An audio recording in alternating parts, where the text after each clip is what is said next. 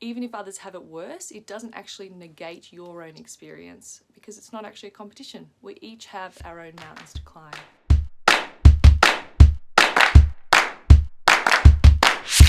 Hi, it's Dr. Emily Isham for Rare Cancers Australia again today. I'm here to talk to you about lockdown and work out some good survival tips for while you're stuck at home. And if you're stuck at home with kids, you may be pushed to the edge in ways that you've never been before. You might want to cry for no reason. You might want to rage. You might feel really irritable and frustrated. And your children might feel the same. And if you're at home with a partner or a spouse, they might feel the same. We know, and you know, that you love your kids, but it's okay to feel drained by being a parent and always having to look after other people. So don't feel guilty about feeling those negative emotions. There are lots of things that you can access. If you have Netflix, Stan, Disney, iView, there are lots of good things on at the moment. And try and sit in your feelings as well, and don't feel ashamed of negative emotions like the ones I talked about before, or fear, loneliness, anger, disappointment, worry, and that feeling of horrible uncertainty. Even if others have it worse, it doesn't actually negate your own experience because it's not actually a competition. We each have our own mountains to climb. Staying active and moving your body is actually really critical to improving your mood and well-being and sanity,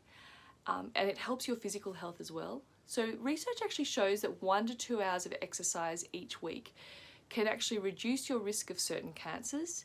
It can reduce your risk of heart disease and depression and anxiety and dementia. So there are really great things out there. You can go for a walk around the block if you want to go simple.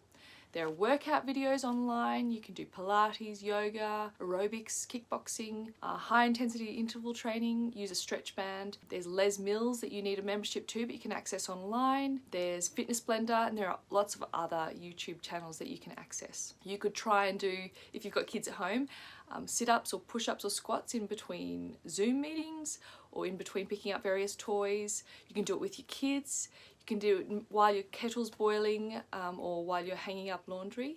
You could go for a bike ride or get a stationary bike stand to pop your outdoor bike inside the house if the weather's bad. Or you could just go for like a bracing walk up the hill in between meetings just to get your heart rate up, and that will really help with your mental health a lot. I know a lot of gyms are hiring out various bits of equipment like cross trainers or treadmills, and some people find it easy to have something set up in the corner of their house during the lockdown period. Then they can just do it while the kids are sleeping or while they're on a Zoom call even, and you can access hand weights from Kmart to do some resistance training at home. Kids also like getting active, and it helps their mood and helps them to concentrate during homeschooling. So going for a walk around the block on a treasure hunt of sorts, looking for sticks and leaves, various rocks, teddies in the window that people are putting up, having a dance party at home to some fun music, or to just dance, going for a bike ride. There are lots of YouTube dance and kids and yoga and exercise videos like Cosmic Kids Yoga or PE with Joe.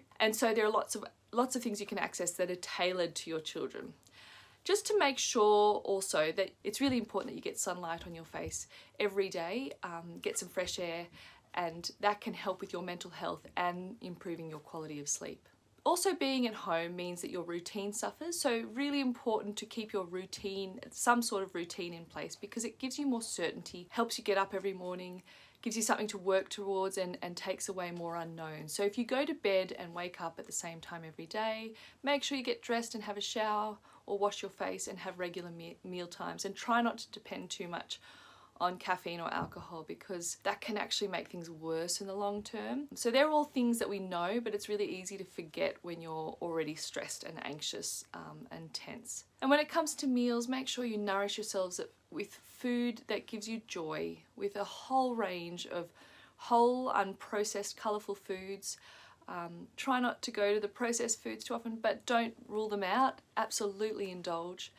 And try to call someone every day. You can FaceTime or do voice calls. It doesn't really matter as long as you connect with someone to have some human contact and have a conversation, because it can feel really isolating being in lockdown. The other thing is that music has also been shown to lift people's moods and lower anxiety. So play some background music in your study or in your lounge room, and then just generally try to lower expectations of yourself, because lockdowns and isolation periods are really hard.